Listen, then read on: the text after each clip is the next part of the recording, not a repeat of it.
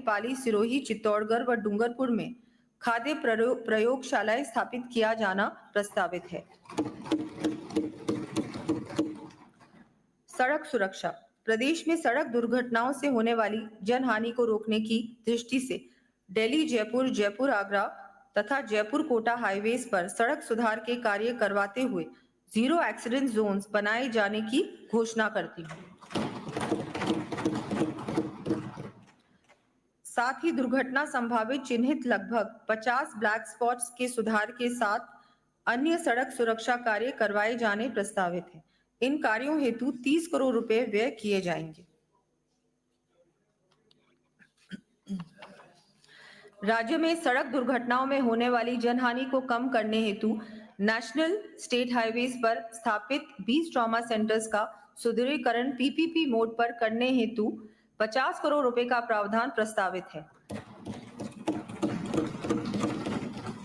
इसके साथ ही 25 advance life support ambulances भी उपलब्ध करवाई जाएंगी। सामाजिक सुरक्षा।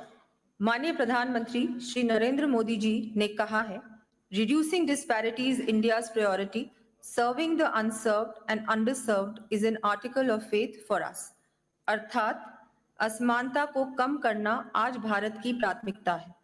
जरूरतमंदों एवं वंचित वर्गों की सेवा करने में हमारी आस्था है। उक्त ध्येय की पूर्ति की दिशा में कदम उठाते हुए अल्प आय वर्ग के बुजुर्ग व्यक्तियों, विधवाओं, एकल नारियों, दिव्यांग व्यक्तियों तथा लघु एवं सीमांत कृषकों को देय पेंशन को आगामी वर्ष से बढ़ाकर 1,250 रुपए प्रतिमाह करने की घोषणा करती हूँ।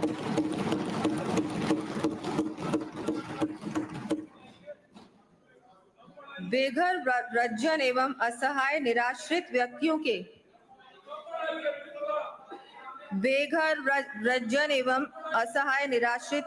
के पुनर्वास हेतु स्थापित किए जा रहे स्वयं सिद्धा आश्रमों का दायरा बढ़ाते हुए आगामी वर्ष 10 जिलों में 50 बेड क्षमता के आश्रम खोले जाने प्रस्तावित हैं।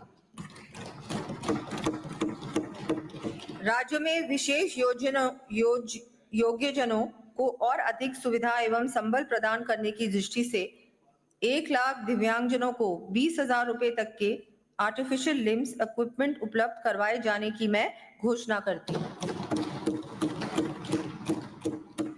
इस पर 150 करोड़ रुपए का व्यय किया जाना प्रस्तावित है।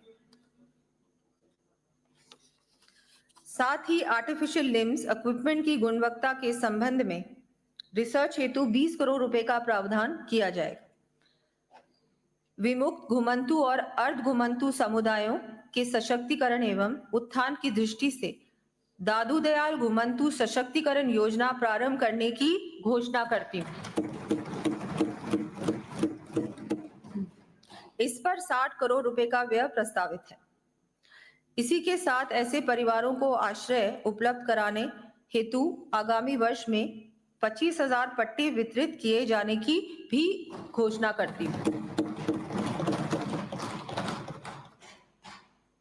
प्रदेश में माटी कला से जुड़े कलाकारों के उत्थान के लिए प्रारंभ की गई योजना को और वृहद रूप देते हुए आगामी वर्ष 2000 इलेक्ट्रिक व्हील्स एवं मिट्टी गूंथने की मशीनें उपलब्ध करवाई जाएंगी।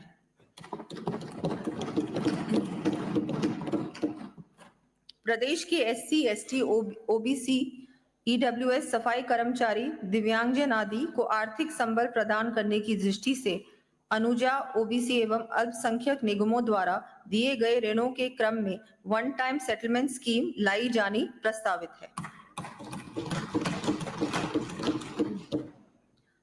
हमारे द्वारा gig workers, online platform workers को सोशल सिक्योरिटी प्रदान करने के लिए गठित निधि से आगामी वर्ष इन युवाओं की इनकम में वृद्धि की दृष्टि से लैंग्वेज सर्टिफिकेशन कोर्सेज कराने की सुविधा निःशुल्क दिया जाना प्रस्तावित करती हूँ। साथ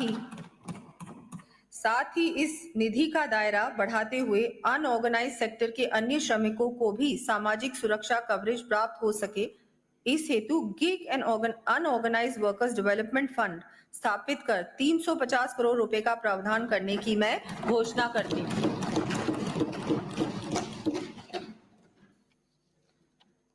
प्रदेश में जरूरतमंद परिवारों तथा वंचित वर्ग के विद्यार्थियों को शिक्षण एवं आवासीय सुविधा उपलब्ध करा संबल प्रदान करने की दृष्टि से विभिन्न छात्रावास आवासीय विद्यालय खोले जाएंगे। इनका विवरण मैं सदन के पटल पर प्रस्तुत कर रही हूँ।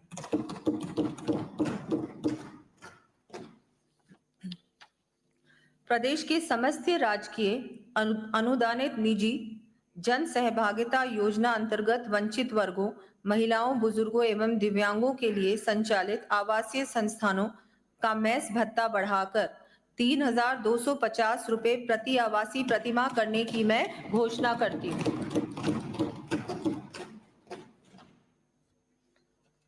माननीय अध्यक्ष महोदय, हमारे संविधान निर्माता भारत रत्न बाबा साहेब डॉक्टर भीमराव अंबेडकर जी ने कहा था, I measure the progress of a community by the degree of progress which women have achieved.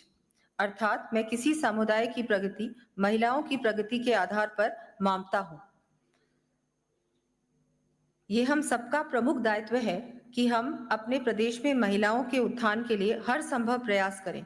इसी क्रम में बालिका गृहों में निवासरत बालिकाओं के 18 वर्ष पूर्ण करने के बाद भी उन्हें हैंड होल्डिंग की आवश्यकता होने पर सुविधा प्रदान करने की दृष्टि से सभी संभागीय मुख्यालयों पर 50 bedded Saraswati half way home स्थापित किए जाने प्रस्तावित हैं। प्रदेश में देखरेख एवं संरक्षण की आवश्यकता वाली बालिकाओं के लिए 10 जिला मुख्यालयों पर गर्ल चाइल्ड केयर इंस्टीट्यूट स्थापित किए जाने प्रस्तावित हैं। छात्राओं में आत्मरक्षा एवं स्वाभिमान की भावना जागृत करने के लिए 34 महाविद्यालयों में स्थापित रानी लक्ष्मीबाई केंद्रों की सफलता एवं छात्राओं की रुचि को देखते हुए प्रत्येक ब्लॉक पर एक उच्च माध्यमिक विद्यालय अथवा महाविद्यालय में रानी लक्ष्मीबाई केंद्र स्थापित किए जाने की घोषणा करती हूँ। बालिकाओं को शिक्षा के क्षेत्र में प्रोत्साहन दिए जाने हेतु उच्च शिक्षा, तकनीकी शिक्षा तथा कालीबाई योजना के अंतर्गत 35,000 स्कूटी वितरण किए जाने की घोषणा करती हूँ।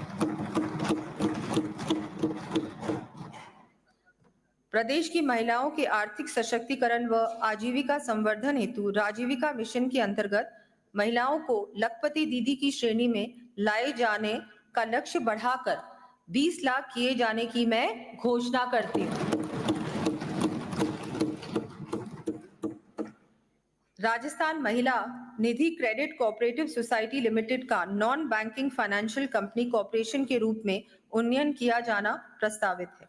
इसके माध्यम से लखपति दीदी की श्रेणी में आने वाली स्वयं सहायता समूह की सदस्यों को 2.5% से घटाकर 1.5% ब्याज दर पर 1 लाख रुपए तक के ऋण उपलब्ध करवाए जाने की घोषणा करती हूँ। आगामी वर्ष 3 लाख लखपति दीदियों को इस योजना से लाभान्वित किया जाना प्रस्तावित है। एसएचजीज द्वारा बनाए गए उत्पादों की ब्रांडिंग, पैकेजिंग में सुधार एवं ई-कॉमर्स प्लेटफॉर्म विकसित करने के लिए 10 करोड़ रुपए व्यय किए जाने प्रस्तावित हैं।